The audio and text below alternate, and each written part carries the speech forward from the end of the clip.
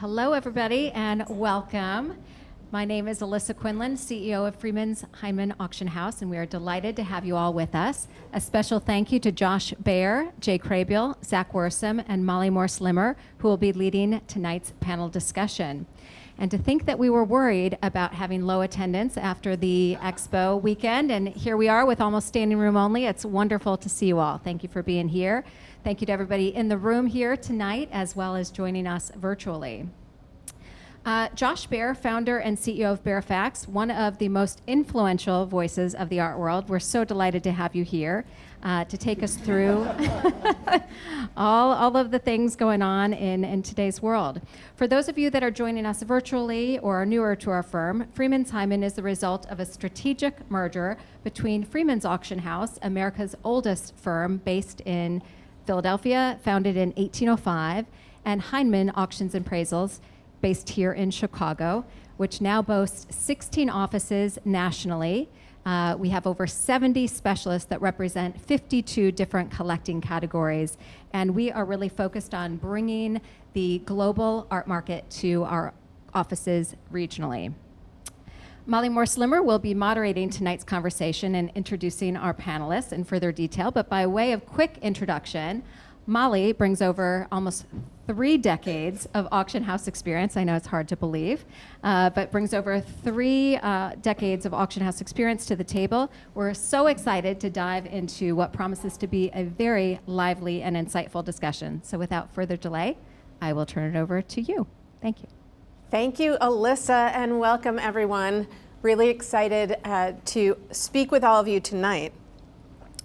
Today's art market is more competitive and more connected than ever.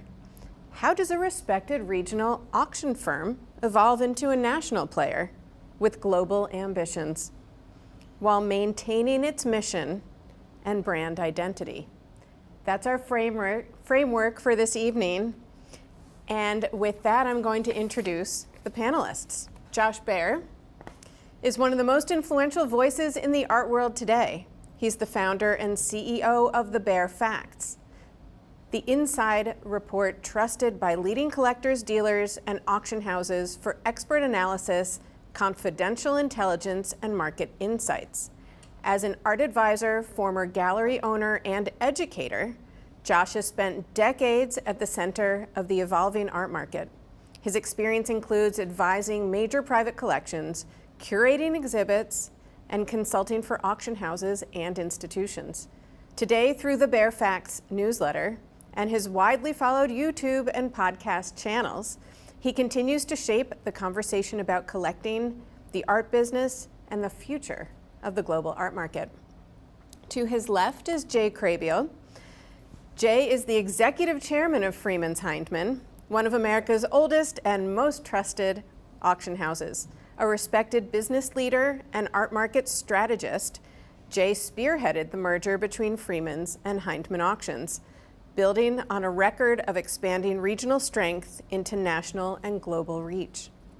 Prior to his current role, Jay served as CEO of Hindman Auctions, where he led a period of significant growth, opened new offices across the country, and broadened the company's client base. In addition to his role at Freeman's Hindman, Jay serves on the Board of Trustees at the Art Institute of Chicago and on the School of the Art Institute Board of Governors. Jay also serves on the boards of the Irish Georgian Society, the Society of the Four Arts, and the American Friends of the National Gallery of Ireland. He has a BA from Dartmouth and an MBA from Northwestern. And to his left is Zack Wirsum. Zack is Senior Vice President and Head of Department for Post-War and Contemporary Art here at Freeman's Hindman, where he's earned a reputation for exceptional connoisseurship and client service. Zack has played a pivotal role in elevating the market for important artists, including Gertrude Abercrombie, whose work he has helped to bring from local acclaim to national prominence. And we'll touch on that more soon. Zack evaluates and appraises well over 5,000 works of art every year, collaborating with leading international committees and experts on authentication. Prior to joining Freeman's Hindman, although he's been here almost his entire adult life, he served as an assistant director and conservator at the Chicago Conservation Center. Zack received a BFA from the School of the Art Institute of Chicago and is a practicing painter with gallery representation. I am surrounded by impressive people. So here we're going to kick it off. We're going to start with the art market's changing landscape. This question is for Josh. Josh, you've had a front row seat to the shifts in the art market. What patterns are you seeing in how collectors engage with auction houses today? And part two, we're seeing some consolidation and some fragmentation. What's driving this dynamic, and how should auction houses position themselves? Well, first of all, thank you to everybody for having me. Home of the Bulls. As a New York Knicks fan, it's a little tough to be in this town in playoff time, but I think we're seeing what used to be a very finite art world. And I remember being in Chicago in the mid-'80s and showing at Expo, and there were a handful of these great world-class collectors, the Jerry Elliots, the Franny Dittmer, the Oliver Hoffmans, and you could really know the entire art world, all the players worldwide.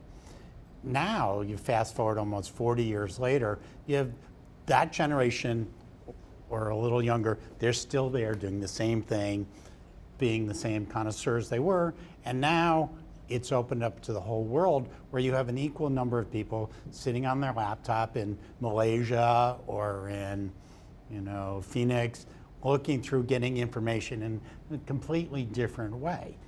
And you have to be able, as a gallery and auction house, be able to deal with both sides. You can't just market to the one guys and ignore that guy there is an equally interested person. So you have to figure out, how do I communicate with them?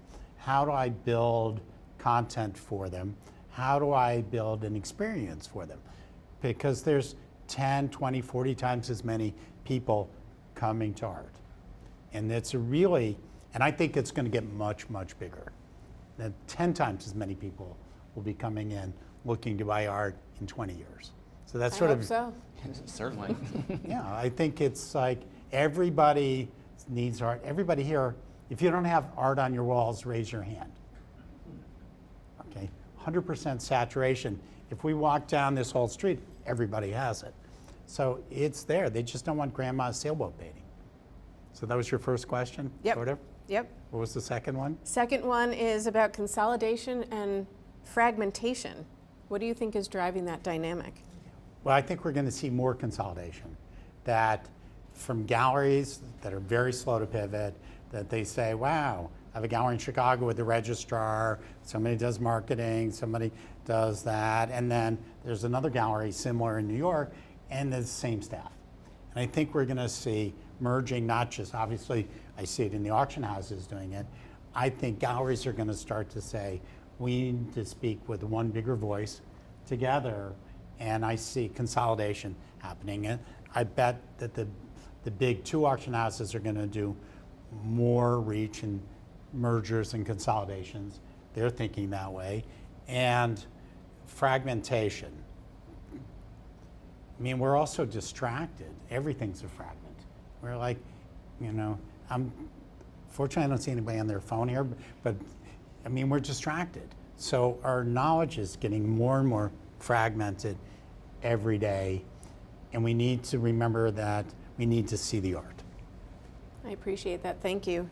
As a follow-up that I'm going to ask each of you, starting with you, Jay, is there still such a thing as a regional collector? Or has digital changed that for good? Josh touched on that a little bit, but what does it mean to be regional versus national?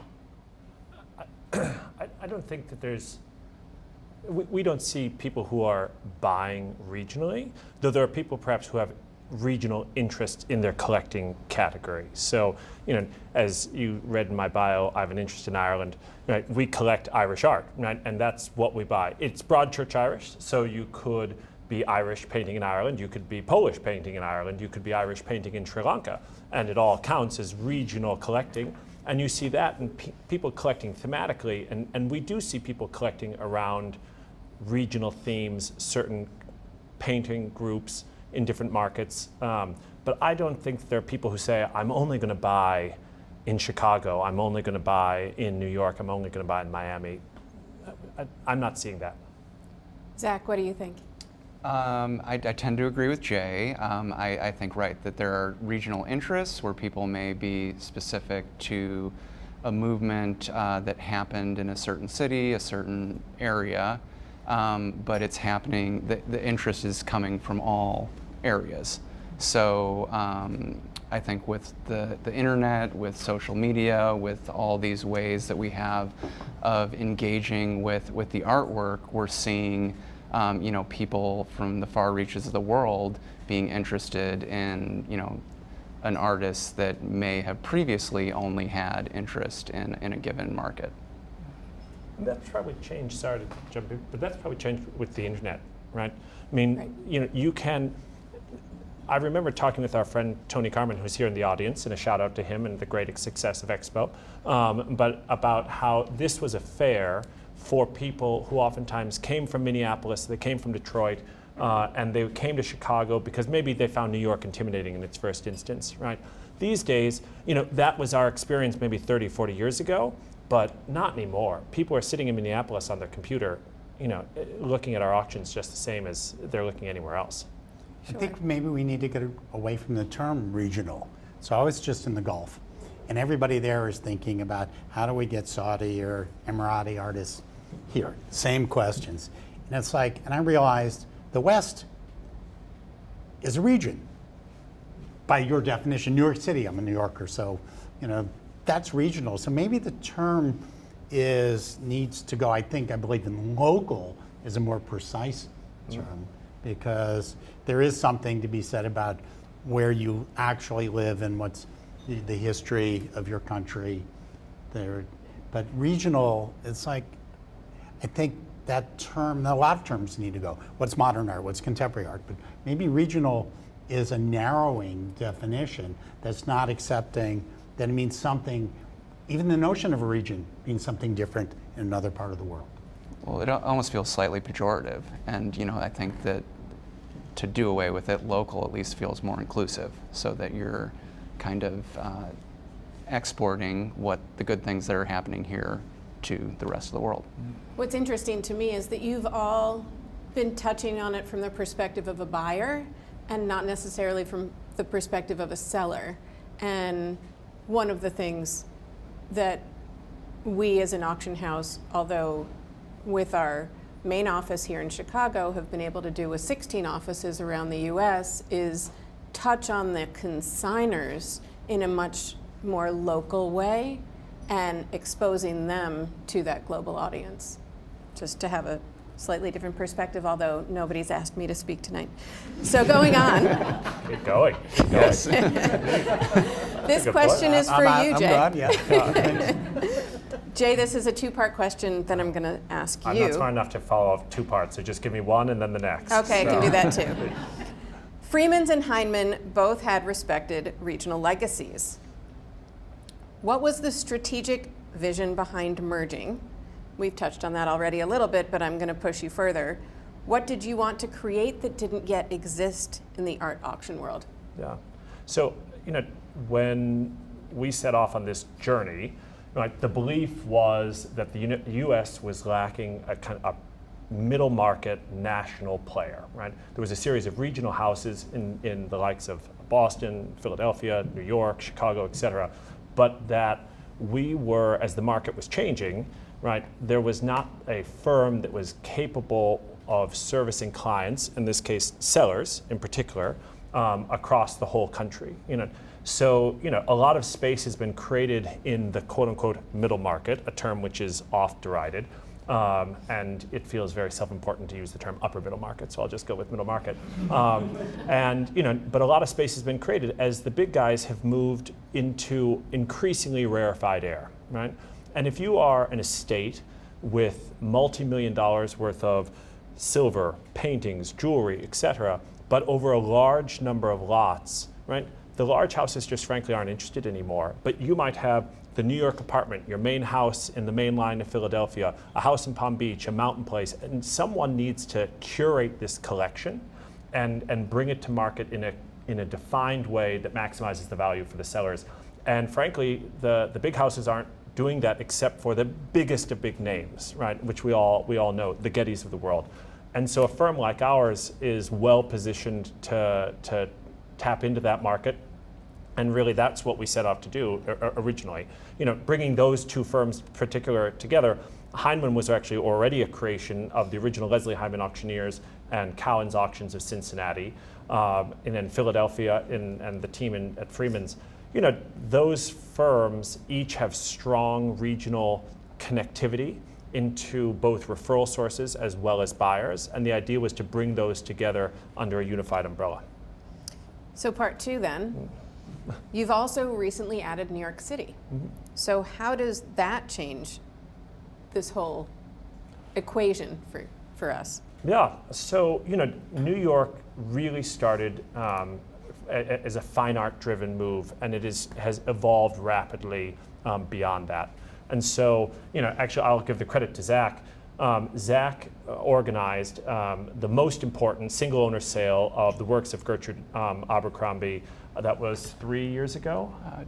2022. So yes, 3 3 years ago. Yes, Math is not my strong point. So I'm an auctioneer. I'm not much else. And so, and in that sale, we previewed that sale in New York. And in that sale, something close to 60% of the work sold to New York buyers, right? Several of whom who came to the preview and had never seen the work before, and were moved to make significant purchases. And perhaps poor timing, and Josh can tell me how just nonsense these reports are, but at almost the same time, a report came out on the art advisory market. And one of the things it said in this report was the average art advisor visits New York 10 times a year. I don't know if that's true or not, but we connected the dots and basically said there's the center of the fine art market is in New York in the United States. And I am someone who grew up in Chicago. I'm Chicago proud, as our team in Philadelphia is Philadelphia proud, and our team in Cincinnati is Cincinnati proud, and we love them all. But when it comes to it, the center of the art market is in New York City. And as we were having the opportunity to sell increasingly interesting and valuable works of art, it does our consignors, frankly, best if we are able to bring those works to a New York market. And that's really what started the New York effort. Thank you, Jay. And as two New Yorkers on this side and two Chicagoans on that side, I'm sure we appreciate the shout out. Josh, as a follow-up, from your perspective, what does it take to succeed in New York City on the art scene? And can an auction house with Midwestern and Mid-Atlantic roots compete there? Wow, what a great question. It takes inventory, great things to sell. This is something I learned from a client of mine who ran eBay. So imagine translating eBay to selling Richters. But you need things to sell that are really good. You need to explain them. So you need somebody there who can provide content. What's the story? People want to know what's the story.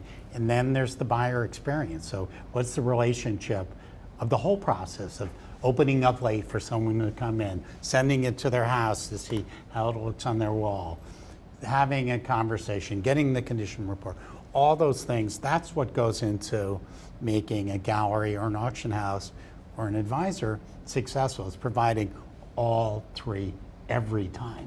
So to make it in New York, got to bring your A game. So you have to bring the right things, okay?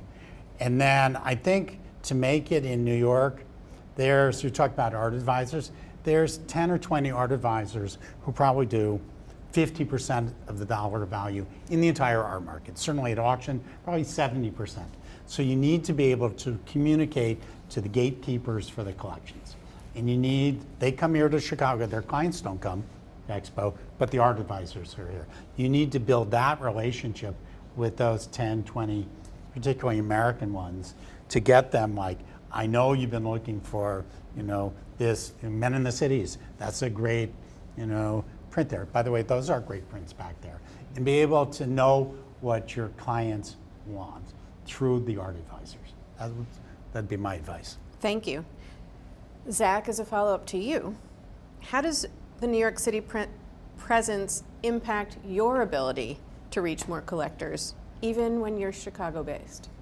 Well, I think Jay touched on this earlier, that, I think the ability to get works that maybe were local in front of those local sets of eyes, so being able to travel things, the right material, and get them in front of local collectors' eyes in New York is very important. Going back to the Abercrombie thing, the two collectors that Jay was speaking of, they would not have bid had they not been able to see the things in person.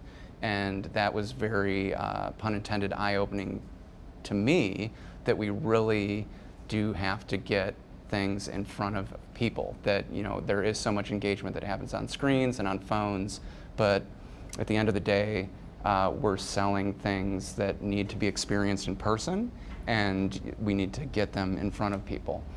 I think on the consign side, we found that we were losing a lot of business to people because things weren't going to have the opportunity to be shown in New York. So having that as an outlet, that no longer becomes an excuse, that we're not selling things in New York, because it has historically been difficult to get people to consign things out of New York to send them to Chicago. It's Chicago pride here too, but like second Can I city ask for a reason. Chicago pride question, because when I'm in Asia or in the Gulf, there's this expatriate community around the world. Is there an expatriate Chicago crowd of people? No, seriously, that have this affinity. I see it with Asians that have moved to Tokyo, or they live in London, and they're buying their culture abroad. So it looks global because they can buy it in London and in Basel or in Hong Kong. But is there Chicago expatriate buyer crowd of like people doing that? Or in New York, you're like, who's from Chicago lives in New York? Does that happen? Not so much, really. I mean, I don't know. And back to the original part, there are people who are interested in Chicago artists, perhaps because they're from Chicago, right? But not necessarily, no. If you're in New York, you have a lot of choices. You're not going to necessarily just buy in Chicago if something you really want is coming up for sale in New York. Right? You're going to bid just as well. Zack, we're going to stick with you. Okay. And a little bit with the Gertrude Abercrombie, speaking of Chicago artists and a New York market, as there are, I believe, 4 coming up, 5 coming up on May 13th in a New York sale, as well as a Fritz Scholder, so also another regional artist that we have helped develop a market for, that you now see on a different, more global scene. You have become one of the foremost experts in Gertrude Abercrombie. I heard you speaking about it on Saturday at Expo, and we've been speaking about it again tonight. How did that relationship with collectors and the market evolve, or how do you see it continuing to evolve? And if you want to bring Fritz Scholder into the conversation as well, because it's a similar yet different trajectory. Okay, lot to unpack there, yep. But yes, sticking with Gertrude. So again, very much a local flavor, Hyde Park surrealist who for years just had a cult following here in Chicago. There were people that were aware of her outside of the city, but the collecting was predominantly happening in the city and in the Midwest. I was first exposed to the work at the beginning of my auction career in about 2007, and at the time you could still get a good example for $10,000 or less. Fast forward 18 years, prices are now in the hundreds of thousands of dollars, approaching $1 million. And one of the things that we've noticed is that the collectors are no longer here in Chicago. That the bulk of the collecting is happening either on the coasts, also in Europe, so again, going back to the export thing, while she is a local flavor, why not bring the material to the people that are buying them? With I think a lot of attention for the work happening in New York. We previously had held her auction record. We no longer do. That auction record was set in New York.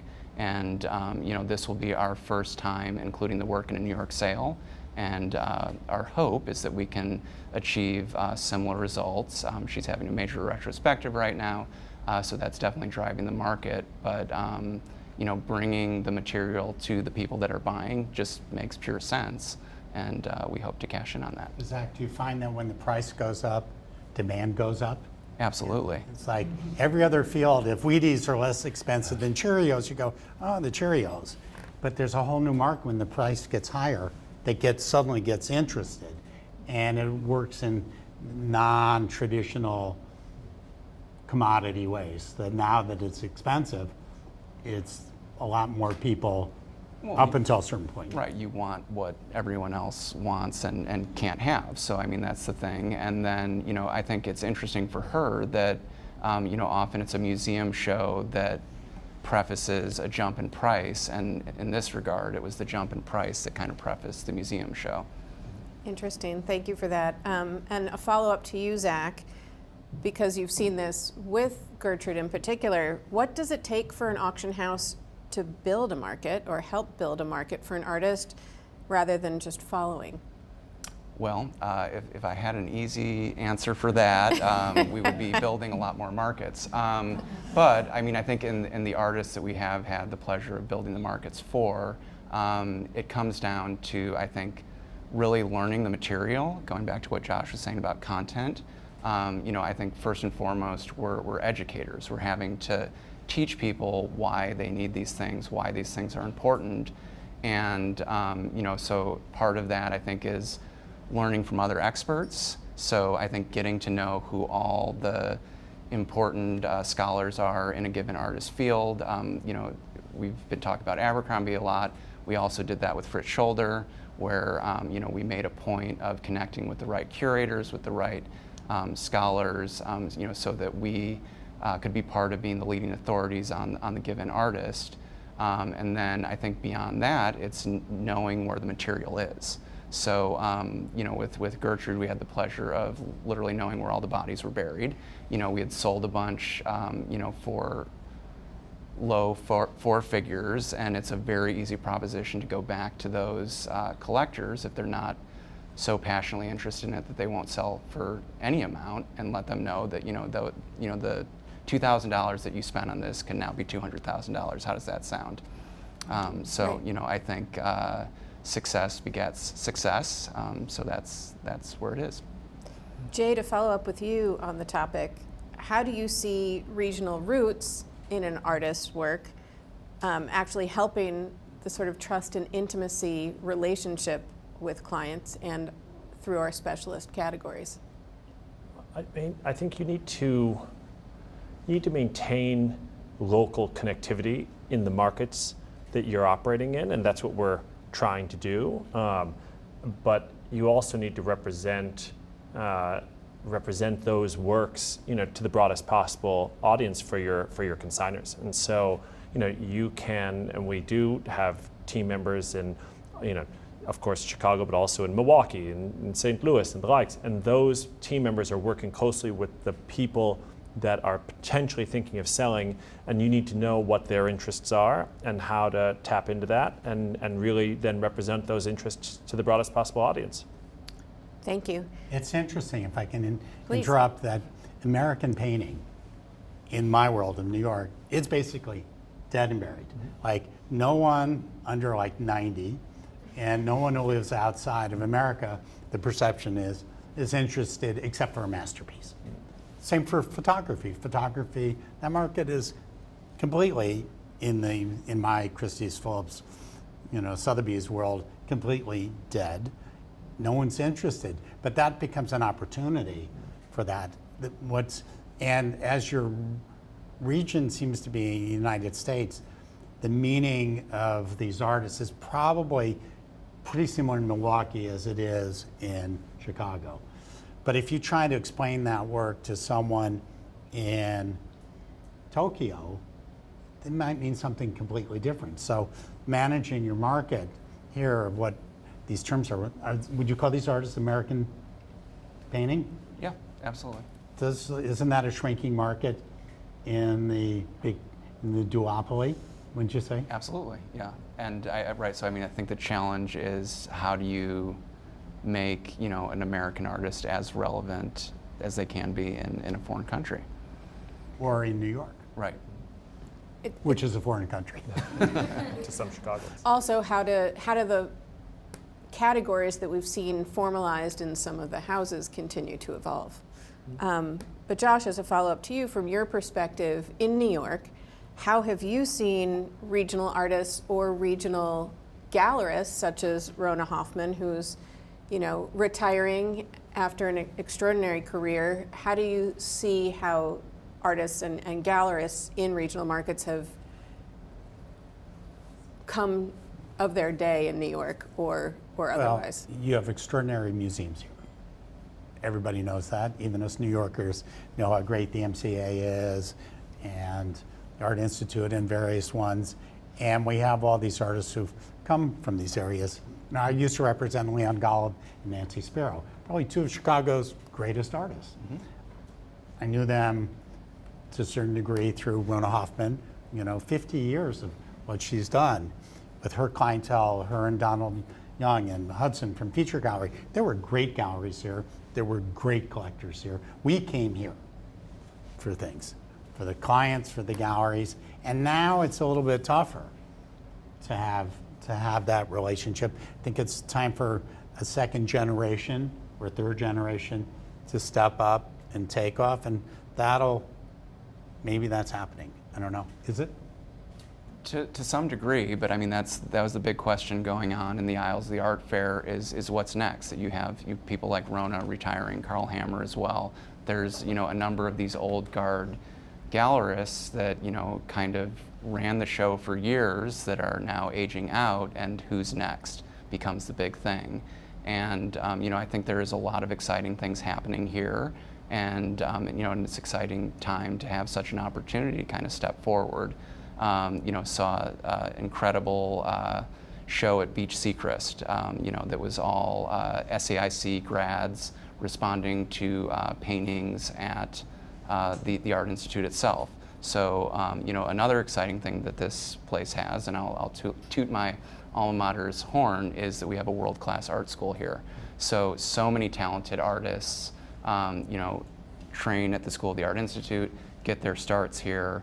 The challenge is for them to stay here, because then you do have the Leon Golems. It's less essential for artists now to move to New York City. Right.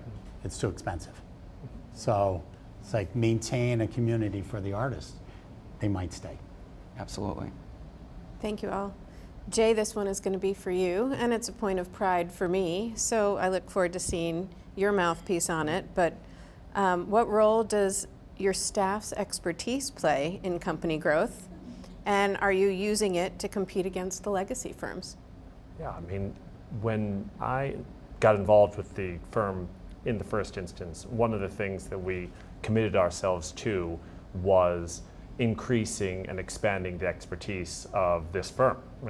And we started that at the original LHA, and we continued that when we merged with Cowens, and we've continued that progression with the merger with Freeman's. You know, the fact is that the internet does exist. Things get found, right?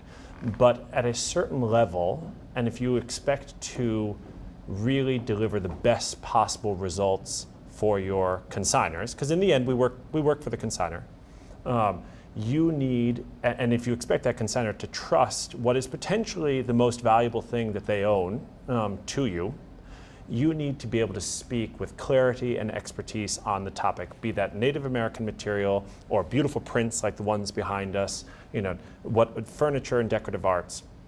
And so, you know, we have made an absolute commitment at this firm to grow our pool of experts. Alyssa had mentioned that the firm has over 70 specialists on staff. And to really bring people along and nurture them in their careers. I hope at least the team feels that way, you know, and create opportunities to grow.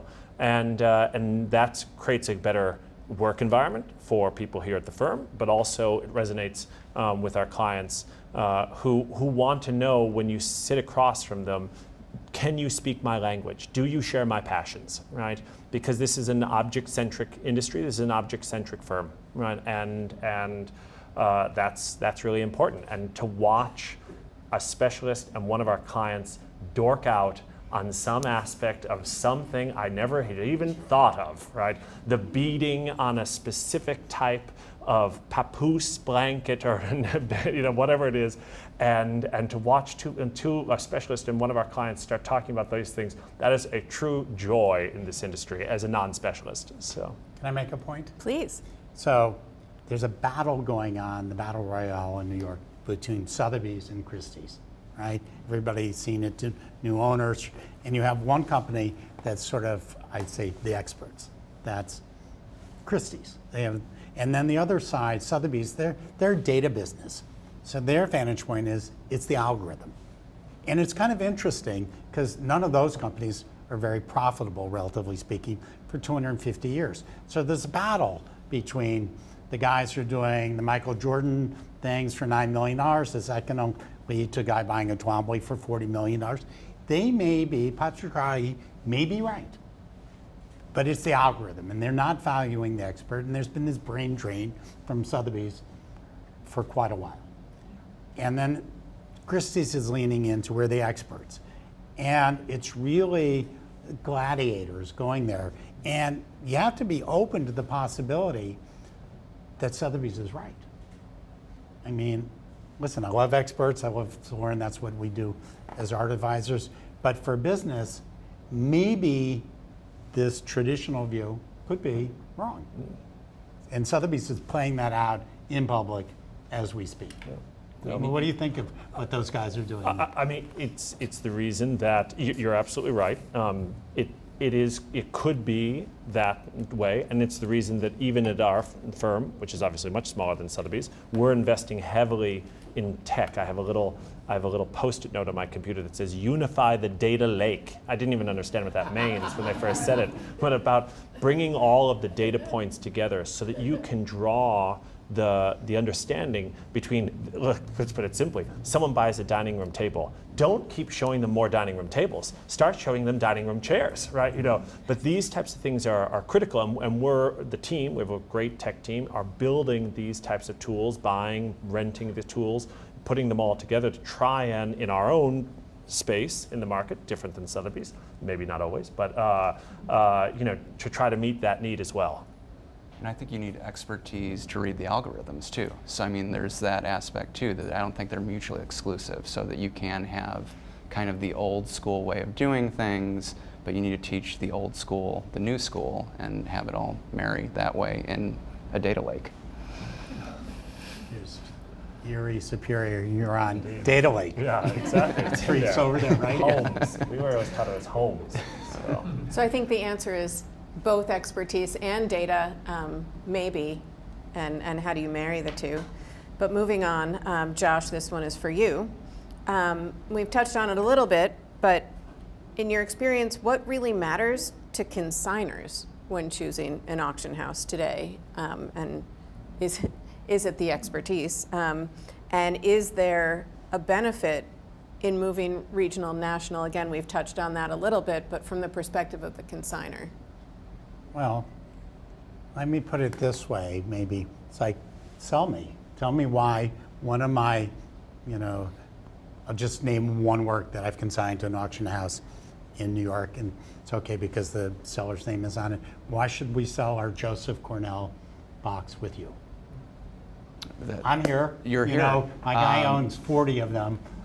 Joseph Cornell had a long-standing tradition of being respected here in Chicago with the Bergman collection, major holdings at this Art Institute here in Chicago. Bergman's still buying Cornells?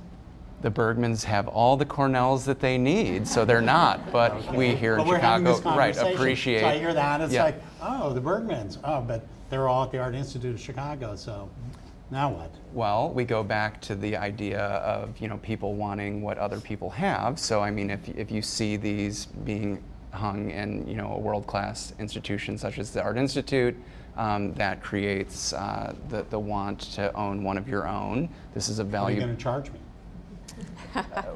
whatever it takes. How about I think what consignors want, if there's a category, we want it all. I mean, that's what people, if they could have 100, and by the way, I think that's a bad way because we need to motivate you to make money, but am I getting 110% of the hammer? I mean, what is your buyer's premium?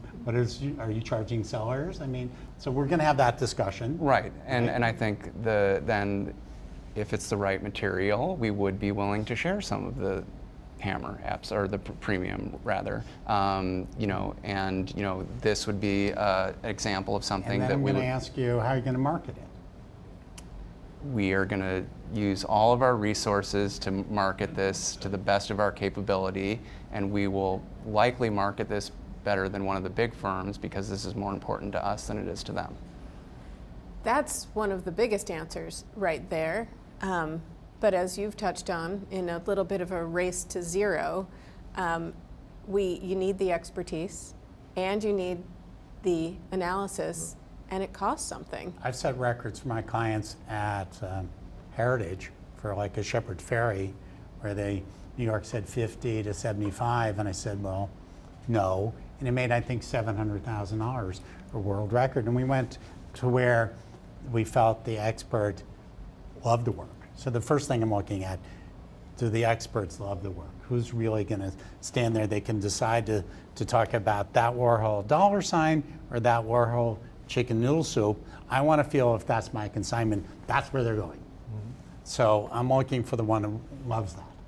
That's a criterion. It's like, I know it better than anyone. So what are the signs that a house is doing it right, other than the results, Josh? Or is it only the results? Let me make a different answer. I mean, why do auction houses exist? Okay? They give confidence to people to buy art. That it gives this illusion of liquidity that when I bought this thing at Expo Chicago or at Peggy Guggenheim Gallery, that there'd be a place that I could sell it eventually. So it's essential to have that illusion there, because most art that anybody buys is worthless, okay? So you have to, and then there's like the theater of it. So it's like, how are we analyzing results? Like if the estimate was 80 to 120 and it sold for 150,000, people are going, ooh. But if the estimate was 4 to 500,000 and it sold for 350 or 300, you go, what a disaster. So there's this theater of expectations that you guys are trying to manipulate as to what the great results are. And everybody's managing that data. So it's like, how do you convince your consignors what to win? Their pocketbooks maybe tell the story at the end of the day. For you, Jay, what advice might you give to collectors and estates who may not have considered Freeman's Hindman, why they should? Yeah, I mean, I'm going to touch on a little bit the earlier question about what consignors want. And we do see consignors, to Josh's point, when they're well advised by the likes of Josh, who want it all. But oftentimes what we've seen, I feel, is that there's a line that runs more clearly to what the family or the person making the decision wants. I can think of two consignments that come to mind. One is basically a mixed consignment, and the family wanted the story told, right? And the team here, and I'm looking at my colleague now, who led the effort, he had an incredible appreciation for the beauty of the spaces and was able to tell the story of that collector in a way that warmed the hearts of the family. And they're like, yes, we want to go with that. I can think of another opportunity that we sold, actually in New York this time, where we sat down on Zoom with three brothers who were analytically minded. And when we showed them the data that said, here are results when they come out in single owner format, and here's the results when we come out in single owner format with use of name, and we can show the data that says you will achieve more money. And I said, look, I respect if you don't want your name used. I completely get that, but please understand it means you're making a donation to the buyer, right? And if you want to make a donation to the buyers will be thrilled. But if you want to achieve the highest results for you, Or you want a book about mom and dad, and if you want a book about mom and dad, like, for emotional reasons, Yeah. you'll play that game too. let's do single owner sale, and then you can donate the money to wherever you want. And they saw the data and they went with it immediately, right? And it spoke to the numbers. This is what you have when you work with a firm like ours. We are obviously, we're a middle market firm, but we're a large firm with a very large What pool. does middle market mean? The famous, what is the middle market? Because It's, middle market at Pace Gallery is like 3 to 5 million. Yeah. Middle market at a gallery on the Lower East Side is 8 to 10,000. So tell me what that means. I mean, that we always say we can sell anything from 1,000 to 1 million. Life will be good. So. Middle is 1,001 to Yeah, 990. indeed, somewhere in 999. So, but working with a firm like ours, to Zach's earlier point, we will give the collection, the individual works, the attention, the focus that they may not receive, from one of the larger firms. We understand that people have options, right? But we have an opportunity to create a service level that really would exceed what they might receive elsewhere, and I think that's what And we're it trying to do. costs you less to put a work up for sale than the other houses. Well, so it that certainly money's does. coming from somebody, either from the buyer or the seller, Yeah. right? I mean, it certainly is cheaper to put a work of art up on our walls than it is at Rockefeller Center, where the rent probably for the day is more than we pay for the year. I think they figure it costs $15,000 or $20,000 per work for them to put it up. Right. That's automatically saying they don't make money on anything less than, I don't know, $100,000? Yeah. And they have lots for that. Thank you all. I think with that, we're going to open it up to the audience. If there are any Wow, questions, terrifying. I know, then you're really on your toes. Protect us. Yes. I think that Alyssa has the microphone, so if anyone wants to raise their hand, don't be shy. Thank you all for the discussion. I wonder, Zach, if you might be able to say a little bit about the impressive collection that you're sitting in front of and how it fits into the discussion today. The question was if you could speak to the works of art behind us and how they might fit into today's discussion. Absolutely. So behind us have Andy Warhol's full portfolio of Cowboys and Indians, remarkable screen prints that carry an estimate of $600,000 to $800,000 and are going to be offered in our May 7th Prints and Multiples auction. This came from a Midwestern collection and, obviously has national, very American appeal as being about as iconically American as you can think of. So we're thrilled to have this opportunity, and this is something that we're sourcing locally and sending out to a national audience, and expect to perform tremendously well. And I think one of the reasons that we won the business was us doing everything in our capability to market, to be very generous with the terms as well, and we're able to wrestle it away from competition. Thank you. There's one here in the front row, Alyssa. Would your auction house ever get into the digital arts market, for example, NFTs? Yeah. So it's funny. In my time here, I've ridden the wave up and down with NFTs, and now to the side. So what I've learned from working with artists is that artists have oftentimes wanted to work in kind of leading edge mediums. So whether that was photography, when photography came about, whether it's video, right, digital art in its first, we have a wonderful SAIC professor, Eduardo Cat, who was doing digital art long before you could put it on the blockchain. Now there's the NFTs. So NFTs I just consider a form of art, and I would love to find a way someday to be able to sell that work, because artists are going to keep pushing the manifold of what are the mediums that they're working in, right? And so you need to meet them to some extent where they are at. There are obviously technological challenges to sort that out, but digital art in its own right, I don't think is a fad, even though we've obviously seen a huge go up and then a massive decline in that market. I think that's here to stay. I think artists are going to continue to work in that as a medium, and we as an auction house have to figure out how to sell it. I agree. Julia. We need the microphone for the video.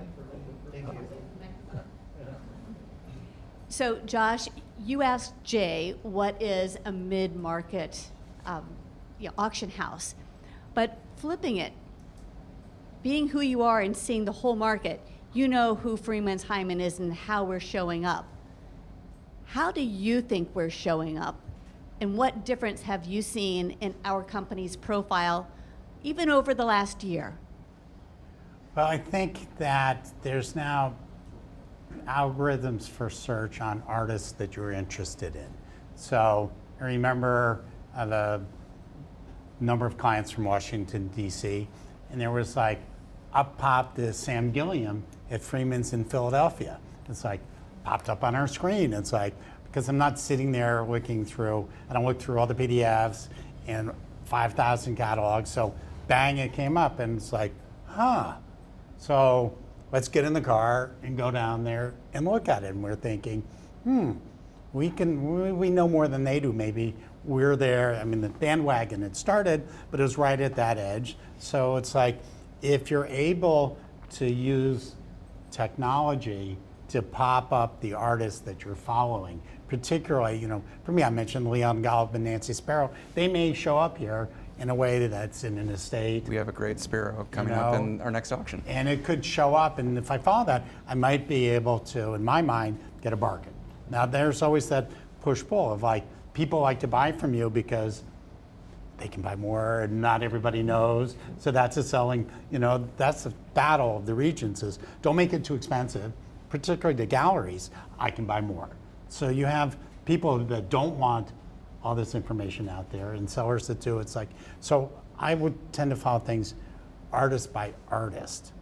And it could show up, I bought stuff in Germany, in California, Korea. It's like, who knew that there'd be this oddball there? So my advice is tag the artists you want. I'll throw out a shot to a company that I'm starting to deal with called Arthur Analytics, and they have a platform that you can really track all your artists that you're interested in I don't own anything there, so it's like I'm not an owner hyping this, but you can really follow this information in a really systematic way. And if your data's in there, then people will find you.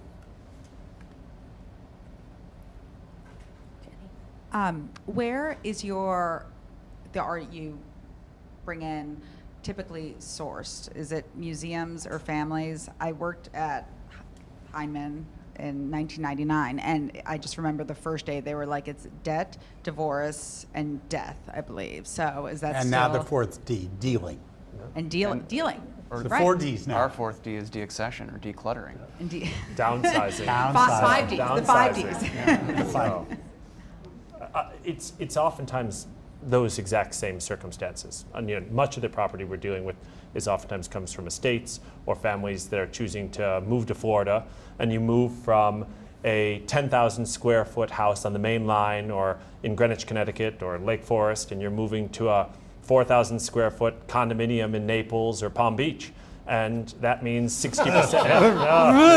That's all windows. Indeed, and it's all windows. It's Yeah. all windows.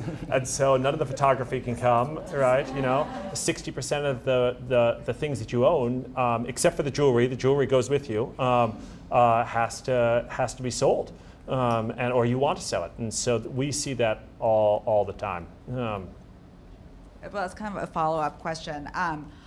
In terms of, I read, and Jay talked to you about this a bunch, this book about Duveen, and they said at some point with the inheritance tax, suddenly it became almost impossible to pass down a very significant art collection. So is that something that is that something that you see? Is this like kind of the only way often for families to?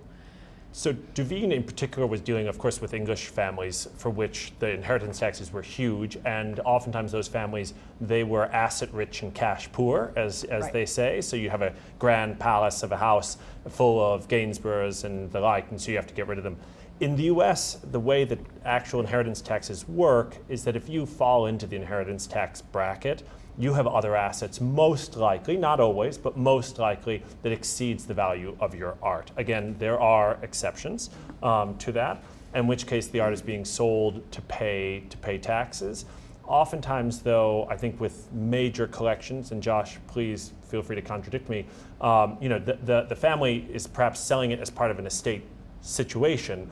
But if you have $1 billion of stock in Microsoft, right, the paintings are great, but you might sell your $20 million of paintings, and the $1 billion is where the real tax is going to go. Not the case of Paul Allen, but Here's the truth. Most inheritors of the art hate the art because it was my soccer game and mom and dad went to the Venice Biennale. Okay? They really jealous of the art because the real collectors love the art more than the kids. Okay? You think I'm kidding. No, we hear that a lot, yeah. And I'm telling you, and maybe when you're walking Mr. and Mrs. whatever around and they love you, and you think they died, they're coming to you, the kids are like, I hate Zack. Yeah. He's the one who went to Documenta, took them to New York. I'm giving it to the other guys. And that's emotionally what's going on now. Is in other parts of the world where they're saying, oh, give everything away, because other parts of the world there is no estate tax. So it's a different kind of thing. And the last comment I make is all the collections of the 80-year-olds coming up, that becomes an enormous part of their net worth. I have clients where 95% of their net worth is in art. They were pharmacists. Look at the Vogels. You want to, a librarian and a post office worker built a world-class art collection. That happened because the market went up. So there's all these different things going on, and each case for you is like a different set. So taxes, they figured out their taxes before they got to you. Yeah, usually. Not always. If we could just finish with a quick speed round, one question for each of you just to answer in a few words if you can, and then we'll be done Lightning here. round. I love the lightning round. Bonus Lightning points? round, bonus points. You can keep it to one word. And we'll just go in this order, so Zack has the final word. Where do you see the greatest opportunity for auction houses over the next 5 years? Josh.